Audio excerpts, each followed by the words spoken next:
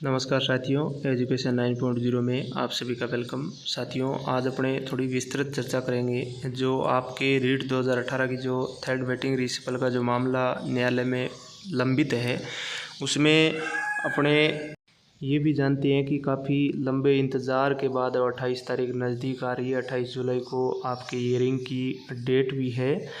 तो अब साथियों, इसमें दो व्यू है वो देखे जा रहे हैं और दोनों पक्षों की तरफ आपको झांकना ज़रूरी है। पहला पक्ष तो जो अपने सब मिलके सोच रहे हैं, दूसरी पक्ष की भी मैं बात करूँगा।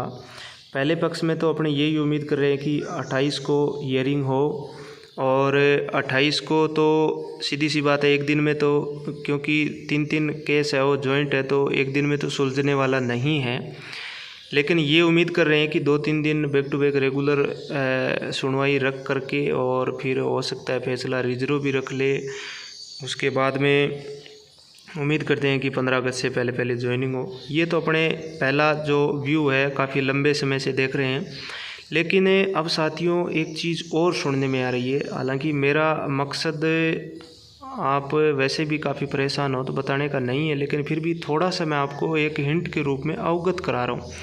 हो सकता है मामला 50-50 है, दोनों पक्ष है उसमें से, दोनों व्यू है उसमें से कोई सा भी हो सकता है। मैं इस व्यू की कामना नहीं करता हूँ, लेकिन एक जो काफ़ी दिनों से एक परछाई सी पड़ रही है वो ये है कि अभी सुनने में ऐसा आ रहा है साथियों कि गवर्नमेंट अभी 2-3 महीने और आपके इस मामले को पेंडिंग रखना चाहती है। क्यों? क्योंकि अभी स्कूल ओपन हो नहीं रहे और सरकार भी इस मामले में ऐसा सुनने में आ रहा है कि निदेशालय की तरफ से अभी आपके AG जो भी उतर रहे हैं गवर्नमेंट की तरफ से, उनके पास डॉक्यूमेंट भी अभी अधूरे हैं। यानी कहने का मतलब ये आपके सितंबर अक्टूबर यानी जुलाई तक इसको डिले करना चाहती है सरकार। अब ऐसा क्यों हो रहा है साथियों? अब ये तो सरकार के मन में क्या चल रहा है वो तो सरकार ही जाने।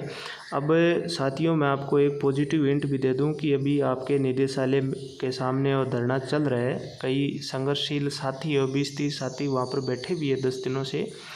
तो आप ये सोच रहे हो कि आप संख्या बल को बढ़ाइए और धरना प्रदर्शन, और ये अभी आपने जस्ट उदाहरण देखा होगा जो कंप्यूटर 6 वाला, गवर्नमेंट ने साफ मना कर दिया कि नियमित कंप्यूटर भर्ती नहीं होगी, लेकिन उनके संघर्ष का परिणाम आप देखिए कि गवर्नमेंट ने तुरंत वो उन्होंने प्रदर्शन किया। हालांकि उनके मार भी पड़ी, लाठियां भी पड़ी, लेकिन उनके संघर्ष का कितना अच्छा परिणाम है।